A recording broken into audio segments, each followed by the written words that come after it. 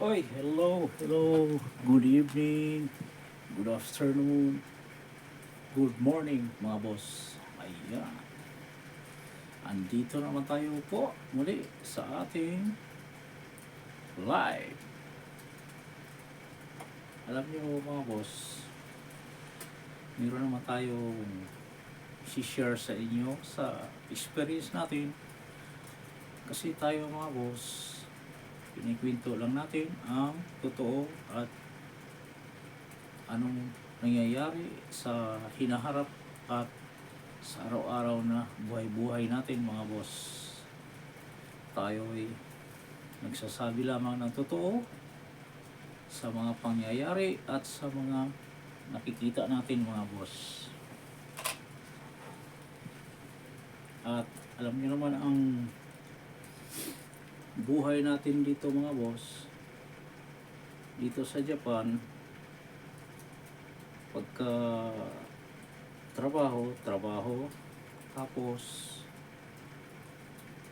bahay, yun lang ang ginagawa natin mga boss. Ngayon, pagdating sa bahay,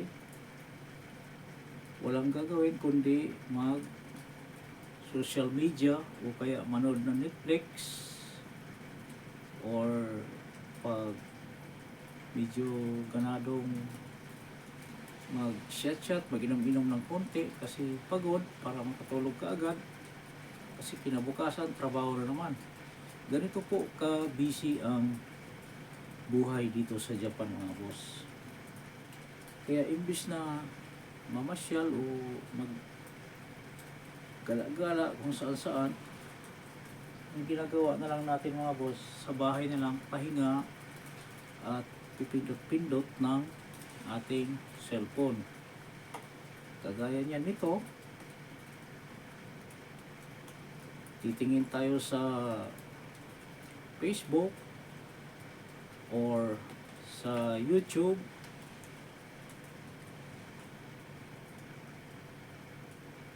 Wala kasi tayong ibang ginagawa kundi yun ang libangan natin.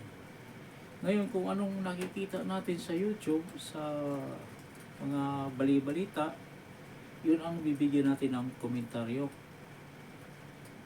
Mas lalo na sa Facebook, kasi bulgaran doon sa Facebook kanya-kanyang live, kanya-kanyang post. Kaya yung nakikita lang natin, yun ang binibigyan natin ng comment kasi yun ang real life, yun ang nangyayari sa nakikita natin, sa opinion natin. Ngayon doon sa mga nakikita natin mga boss, sa opinion natin doon sa mga post ng mga kaibigan natin, doon tayo nagbabase sa ating nakikita sa mga ginagawa nila. So ngayon, kung mayroon tayong komentaryo na totoo, mayroong ibang kaibigan natin na may nasasaktan o mayroong tinatamaan, kaya nagko-comment. O, andyan yung misis ko mga boss, medyo tumitingin sa akin, sumisilip ko anong ginagawa ko kasi gabi na dito mga boss Kita niyo naman yung background, madilim na, ako na lang ang gising. Ang kapitbahay ko andyan, may ilaw pa, siguro gising pa. Kaya dito ako nag-live sa labas mga boss kasi dito medyo maaliwalas, tsaka malaki ang space at tahimik dito mga boss. Dito ngayon, ang oras sa Japan, alas 9 pa lang mga boss. Tingnan natin ang oras na, alas 9. Alas 9:13. Advance kami ng isang oras dito kung nandiyan ka sa Pilipinas. Ewan ko kung sa ibang bansa kung anong oras sila. So, balik tayo doon mga boss sa ating topic na mga vlog natin, sa mga opinion natin, sa mga nakikita natin sa mga post ng Facebook, mas lalo na sa real life ko dito sa Japan mga boss. Ipinapakita ko yung anong nangyayari sa buhay-buhay ko dito at Pagkatapos nun, dahil uso yung social media, Facebook, nakikimarites tayo sa mga Facebook mga boss, nakikiusyoso tayo. So ngayon, medyo sinisipon ako mga boss kasi umuulan ngayon dito, tapos malamig, tapos mainit, pero hindi pa talaga totally mainit. O medyo pa ang panahon ngayon, nag-aagawan pa yung lamig tsaka init kasi araw ng ngayon panahon ng sakura. Katatapos na ng sakura, nalagas na yung mga bulaklak, papalit na ng dahon yung mga sakura tree. Kaya ulit doon sa mga komentaryo natin mga boss sa Facebook, sa mga nakikita natin, ito opinion ko lang naman sa mga nakikita ko doon sa mga nakarinig sa mga sinasabi natin tungkol sa mas lalo na sa mga personal na buhay. O diba, pinopost naman din nila yung mga personal na buhay. Meron tayong opinion, meron tayong nakikita, pero wala tayong binabanggit na pangalan mga boss. Pero merong nagko-comment, meron nagbabash na meron daw tayong kini-question. Yun nagtatanong lang naman, hindi naman masama magtanong. Tsaka wala naman tayong binabanggit na pangalan mga boss, di ba? So ngayon, ganito ang paliwanag ko dyan, ganito ang explanation ko. Kasi mayroon nga tayong kasabihan na pag katotohanan, masakit marinig ang katotohanan. O di ba mga boss? Kaya siguro totoo yung narinig niya sa mga comment ko, yung tungkol sa kagaya niyan, sample na lang sa akin kasi yung mga ipinapakita ko dito sa buhay ko sa Japan mga boss, lagi kong sinasabi na mahirap ang buhay dito sa Japan dahil trabaho, bahay, trabaho. Tapos, yung mga napopost natin, mayroon tayong napundar dito sa Japan. Pero sinasabi ko naman na ito ay lahat ay normal lamang sa pamumuhay dito sa Japan.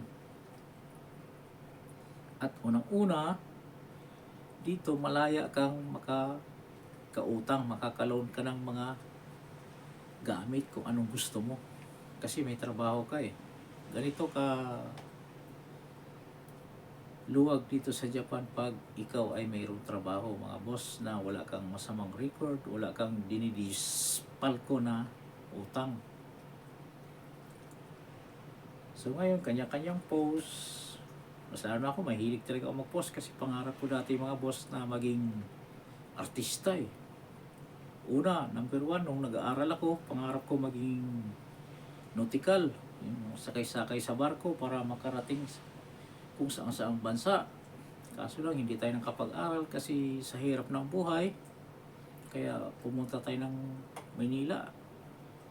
Ganun pa man, hindi tayo nagpatalo sa kahirapan noon, kaya nag-adventure tayo, pumunta tayo ng Maynila, galing probinsya, pumunta ng Maynila kasi hindi tayo nag-aral. Naghanap pa rin tayo ng paraan kung paano tayo na tawag dito, yung adventure.